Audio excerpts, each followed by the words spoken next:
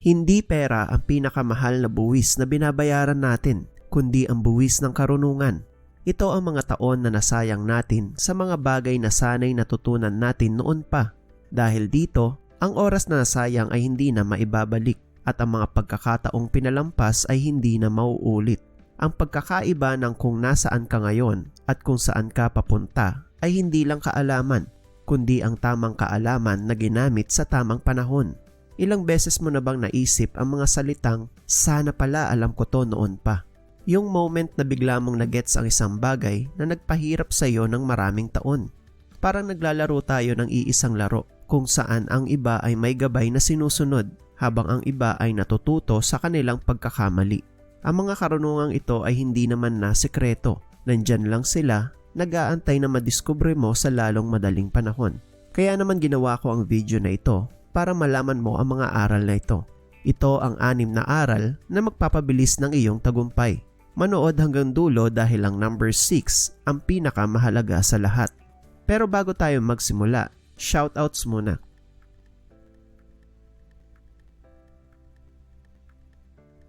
Aral number 1. Pag-upgrade ng belief system. Ang belief system mo ay parang software ng iyong isipan. Ito ang nagpapasya kung paano mo i-interpret ang mga pangyayari, kung paano ka mag-react sa mga hamon at kung paano mo makita ang iyong sarili. Napansin mo ba kung paano ang dalawang tao na may parehong pinanggalingan ay nagkakaiba ng resulta pagdating sa buhay? Hindi ito dahil sa personalidad kundi sa magkaibang belief system nila. Halimbawa, kung naniniwala kang hindi ka sapat, malamang na hindi ka magtatangkang abutin ang iyong mga pangarap. Pero kung naniniwala kang kaya mong matuto at lumago, mas malamang na hindi ka titigil sa pag-abot ng iyong mga pangarap. Kaya mabuting pagtuunan ng pansin ang pag-upgrade ng iyong belief system. Kaya narito ang mga paraan para magawa ito. Una, gumamit ng inversion o pag-iisip paatras mula sa gusto mong resulta. Halimbawa, gusto mong yumaman? Imbis na isipin kung paano ka kikita, tanungin mo ang sarili mo. Ano ang mga bagay na humahadlang sa akin para maging mayaman? Isulat mo lahat ng sagot mo. Pagkatapos, isipin ang mga hakbang na pwede mong gawin para maalis ang mga hadlang na yan. Pangalawa, hanapin ang katibayan na mali ang mga negatibong iniisip mo. Halimbawa, iniisip mo na, hindi ako magaling. Isipin mo yung mga pagkakataon na nagawa mo ng maayos ang isang bagay. Isulat mo yun. Basahin mo araw-araw para maalala mo na kaya mo pala.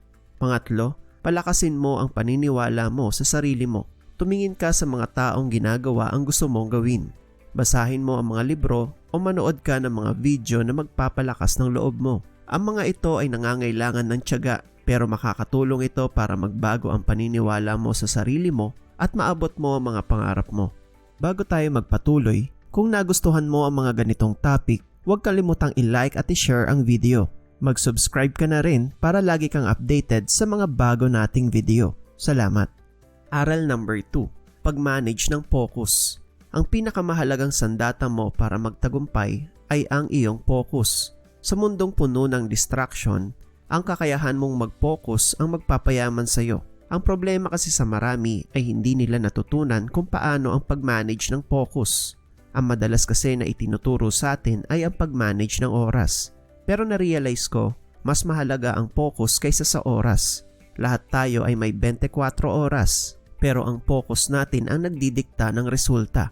Isipin mo to, isang estudyante na may 8 oras na nakalaan sa pag-aaral, pero nag-i-scroll sa social media kada 10 minuto, kumpara sa estudyante na may 4 na oras lang, pero nakafocus na nagbabasa at nagsosolve ng mga problema.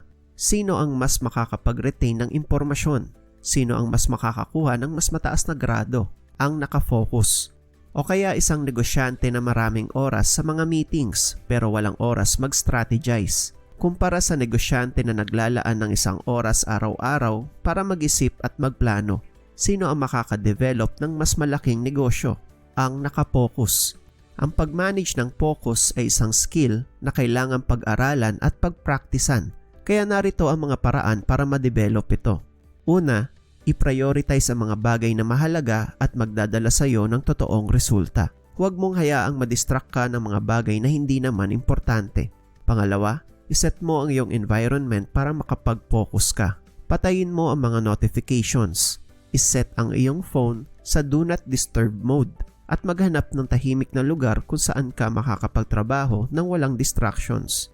Pangatlo, gamitin mo ang time blocking technique. Ilaan mo ang mga oras para sa mga specific na gawain at sundin mo ito. Kapag natutunan mo to, magiging mas productive ka, mas magiging matagumpay at mas magiging masaya. Aral number 3, paggawa ng tamang desisyon. Ang buhay natin ay resulta ng mga desisyon na ginagawa natin araw-araw. Di ba nakakagulat na hindi tayo tinuruan ng tamang pagpapasya sa eskwelahan? Tinuruan tayo mag-solve ng quadratic equations, pero hindi kung paano mag-analyze ng mga job offers. Tinuruan tayong mag-memorize ng dates sa history, pero hindi kung paano magtimbang ng pros at cons sa pagbili ng bahay o pag-invest sa negosyo. Kaya madalas, nahihirapan tayong magdesisyon kung ano ang kukunin nating kurso sa kolehiyo, kung tatanggapin ba natin ang alok na trabaho sa ibang bansa o kung magsisimula ba tayo ng sarili nating negosyo. Nagiging biktima tayo ng paralysis by analysis dahil hindi natin alam kung paano suriin ang mga option at gumawa ng matalinong desisyon. Narito ang ilang mga paraan para mahasa ang iyong decision-making skill. Una, maghanap ng mga mentors o role models. Alamin kung paano sila magdesisyon sa mga mahahalagang bagay sa kanilang buhay. Ikalawa, mag-aral ng mga frameworks para sa pagpapasya. Halimbawa, ang decision matrix ay makakatulong sa atin na ma-organize ang ating mga option at ma-evaluate ang mga ito base sa mga criteria na importante sa atin. Ikatlo, mag-practice sa paggawa ng maliit na desisyon. Simulan natin sa mga simpleng bagay tulad ng kung ano ang dapat nating unahin na gawin o kung anong libro ang babasahin natin. Sa ganitong paraan, masasanay tayo sa pag-analyze ng mga option at paggawa ng mga desisyon. Aral number 4, pag-focus sa pag-apply ng natutunan. May malaking agwat sa pagitan ng alam natin at ng ginagawa natin. Ito ang tinatawag na implementation gap. Sa panahon ngayon, kahit napakadali nang makakuha ng impormasyon, bakit marami pa rin ang hirap na magbago? Yan ay dahil mas binibigyang halaga natin ang pagkonsumo ng impormasyon kaysa sa pag-apply nito. Kailangan mong maunawaan na ang tunay na tagumpay ay hindi nakabase sa dami ng nalalaman mo, kundi sa kung ano ang isinasabuhay mo. Ang kaalaman na hindi isinasagawa ay parang isang mapa na nakatago sa drawer. Maganda sa papel pero walang silbi kung hindi gagamitin sa paglalakbay. Marami sa atin ang nag-iipon ng impormasyon, nagbabasa ng mga libro, nanonood ng mga videos, pero ang tunay na tagumpay ay hindi nakakamit sa pag-iipon lang ng kaalaman. Ito ay nakakamit sa pag-apply ng mga natutunan sa ating pang-araw-araw na buhay. Isipin mo, ang isang tao na nagbabasa ng maraming libro tungkol sa kalusugan ay hindi otomatikong magiging malusog. Ang tunay na kalusugan ay nakakamit sa pamamagitan ng pagpili ng masustansyang pagkain araw-araw, regular na pag-ehersisyo at pagpapahinga ng sapat.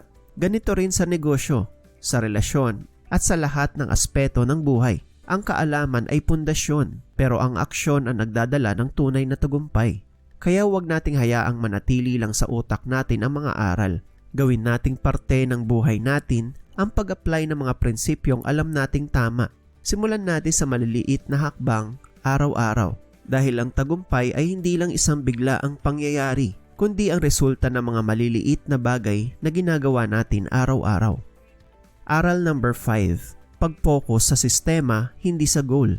Madalas nakatuon tayo sa mga malalaking pangarap, sa mga goals na gusto nating maabot.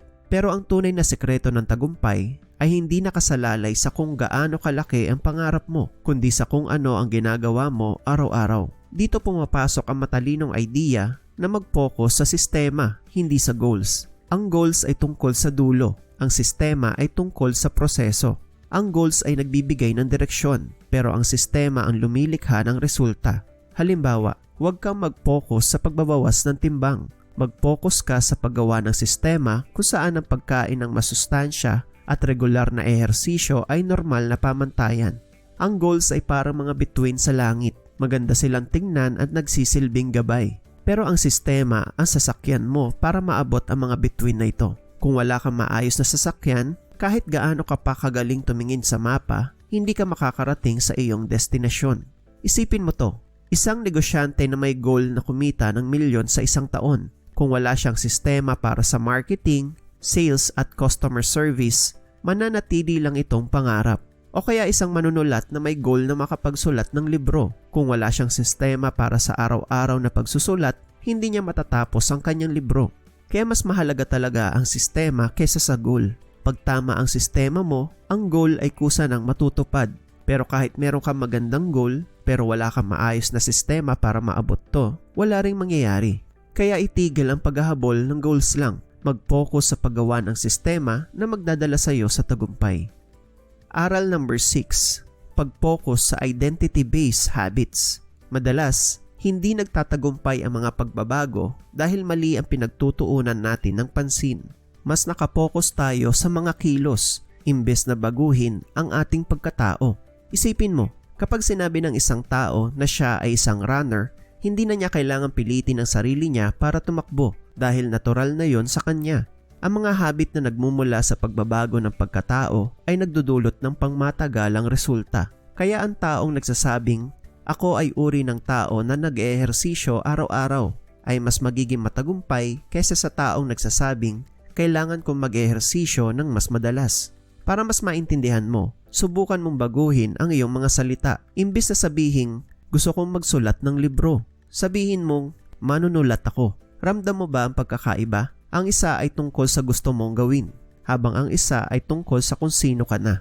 Marami tayong kilalang gustong tumigil sa yosi, pero ang talagang nagtatagumpay ay yung mga nagsasabing, "Hindi na ako naninigarilyo."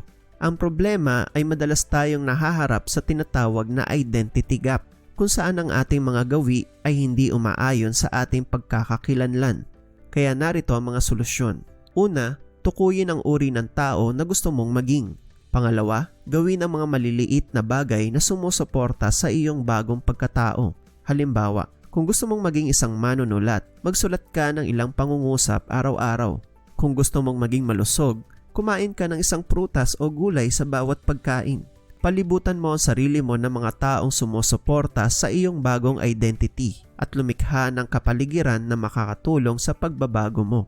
At yan ang 6 na aral na magpapabilis ng iyong tagumpay. Sa mga aral na tinalakay natin ngayong araw, ano ang pinakamahalagang aral ang natutunan mo sa ating video? I-comment mo sa baba ang iyong sagot at baka ikaw na ang susunod na mapapasama sa aming shoutout.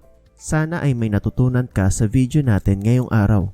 Huwag kalimutang mag-subscribe para lagi kang updated sa mga bago nating videos.